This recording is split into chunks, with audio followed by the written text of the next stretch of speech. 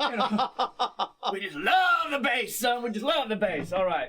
So I'm plugged into a 410, which is right now mic'd. And a lot of lows, a lot of highs, like any great 410. These vintage Powerhouse cabinets, Mesa really did a great job of cutting out that modern mid-range, a little of that modern top, without making it either A, muddy, or B, slow in the attack, which happens to a lot of those older sounding cabinets, you know. So that's the 410. And maybe we're lucky enough to where if I move the mic to the 12, we can catch some of that difference on tape. Can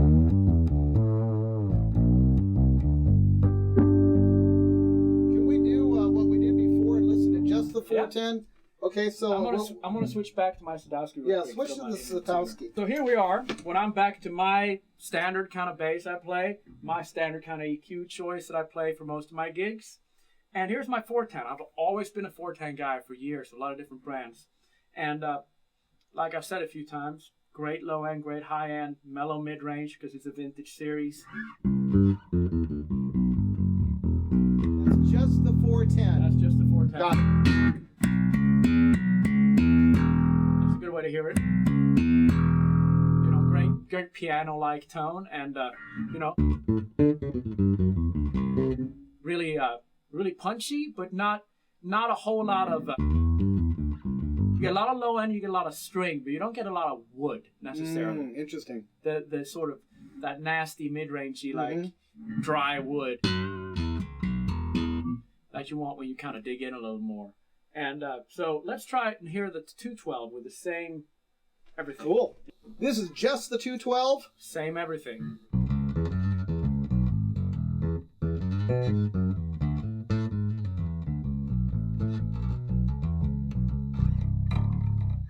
And it's got a sort of a more mid-range. I can hear more fret, but I can hear less warmth.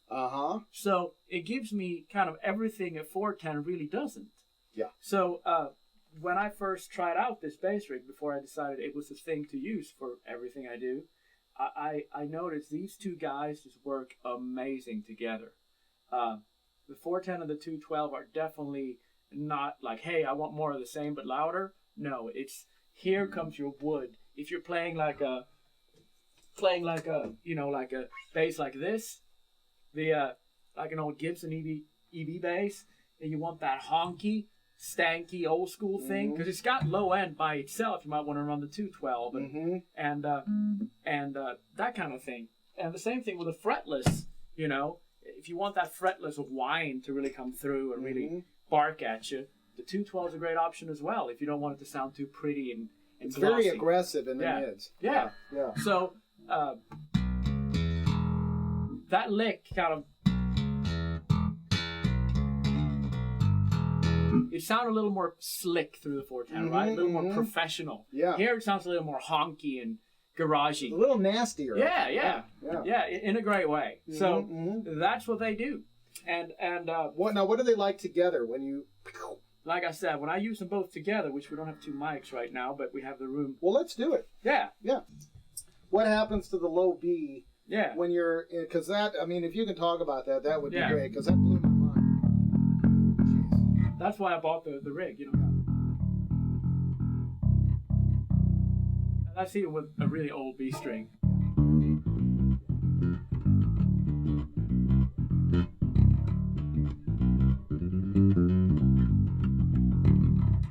Nice. Yeah, so. Gorgeous. Yeah. Try that again. I'm going to put the mic out here for fun.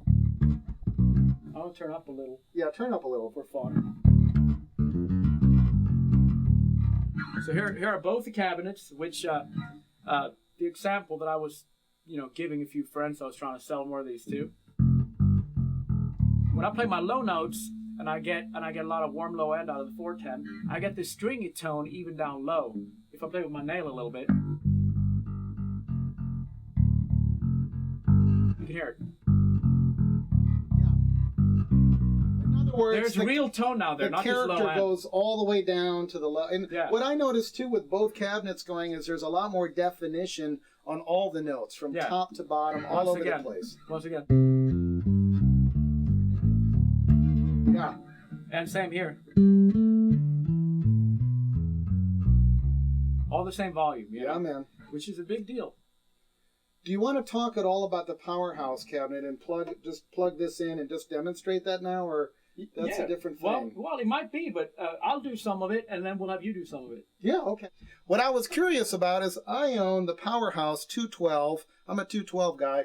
Victor's got the vintage 212 and 410. So this is a great opportunity to kind of check out what the carbine sounds with the same amp, same bass player, same bass, through the 3 different speaker cabinets. Huge options. So here is the Powerhouse 212. We'll start out by trying to get some. Obviously, this is a Powerhouse, not a vintage Powerhouse, so it probably prides itself in having a little bit more definition in the modern higher end range. So if I play something like.